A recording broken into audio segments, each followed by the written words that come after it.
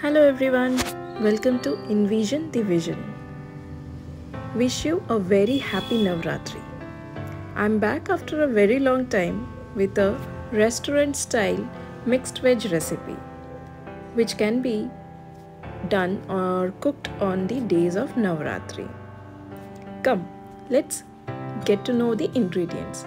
We have diced few paneer, capsicum, carrots, beans, and for the gravy we have used some melon seeds, poppy seeds and cashew nuts which are soaked in water, a big size tomato, 1 inch of ginger and 3 green chilies, and also we have diced some potatoes which are soaked in water so that they don't get discolored.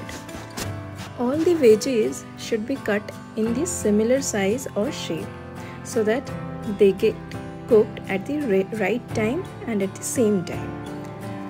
Okay, first we will fry all the vegetables and keep it aside, but it's not a deep fry or a very hard fry. It will be kind of shallow fry and we will keep it aside. So first we are frying the potatoes and then we will gradually keep on adding the other veggies into it. We have added the carrots now. Let's give it a good stir. Let me know in comments about your plans for this Navratri, what special you are cooking, where are you going, and which are the places you are going to visit, what shopping have you done. I would be happy to read those. So let's give it some time for these veggies to get fried. By that time, let's memorize the day of third day of Navratri, which commemorates the worship of Chandraghanta, the married form of Ma Parvati.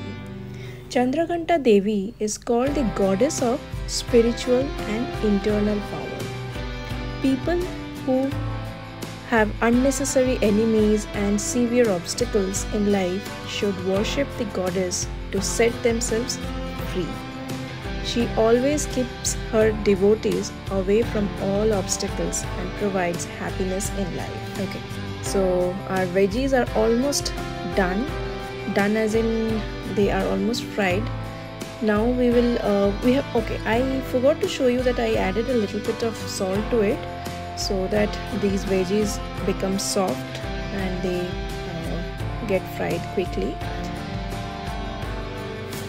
So now we have added a bit of oil in the pan. I use very less oil. It's just 1 tablespoon of oil in which I'm adding some spices like cardamom, clove and cinnamon, which is little crushed. I forgot to take the video while I was frying the paneer or the cottage cheese. So I have started the video again from the making of the gravy. So for gravy, here is the paste of all those seeds that we mixed into some tomato puree, and the ginger and chilies are pasted together.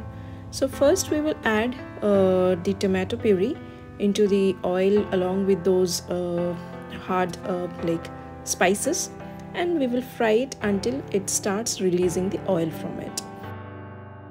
So after we see a good amount of oil coming out from the tomato, we will add the rest of the ingredients one by one, like the mix of the ginger garlic and chili.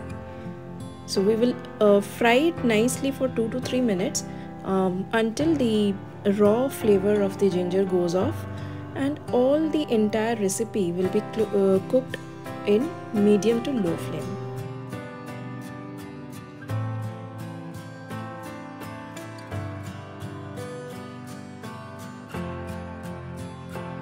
So we are nicely mixing the items together so that the oil is released. You can see so much of oil has been released. I didn't even put that much of oil in the recipe, but yes, I can see. Okay, now let's add some spices like some turmeric and chili powder, which are the very basic spices that we will be using. No other spices in this recipe.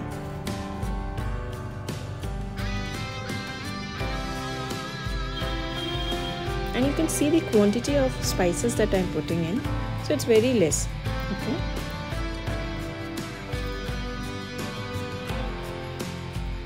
I myself doesn't like too much of spices and too much of oil or salty food.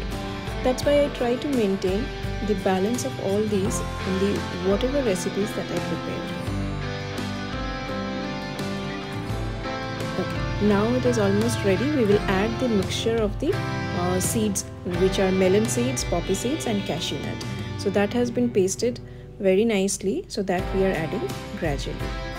We will add it little, not everything together, but maybe one spoon each time.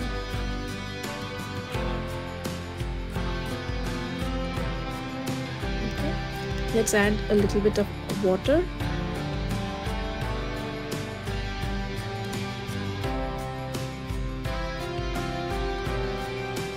Yes. The gravy is coming to a good consistency now. So we will be cooking this until again the oil starts oozing out, and at this moment we will add a bit of curd which has been beaten nicely. And once you add the curd, you have to keep on stir frying the mixture, or else the curds will curdle down, right? Let's mix everything nicely and keep on stirring it. Now we are adding the curd. We didn't mix anything with this curd, it's just beaten nicely into a smooth paste. Now we have to mix this curd nicely with the gravy so that the color and the texture of the gravy changes, it becomes a little bit of creamy. You can see the oils are started to ooze out. The boil has started. Now we can add a bit of water to it to make the right consistency. Oh, I forgot to add salt. So I'm adding just a pinch of salt to it, not too much. I don't like too much of salt, that's why. But yes, salt is again as per your taste buds. You can add a little bit of sugar also at this point of time, because this gravy is good to taste little sweet, but I didn't add anything sweet in this gravy. If you want, you can add it, or else you can use raisins while you are making that paste of the seeds. That will also give it a sweet flavor to it.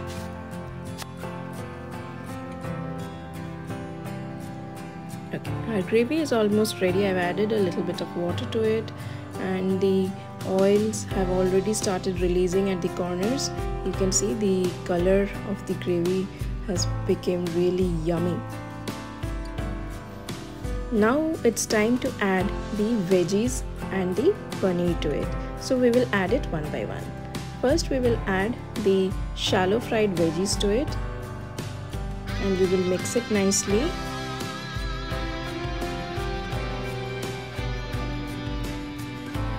At this point we will not add any more water.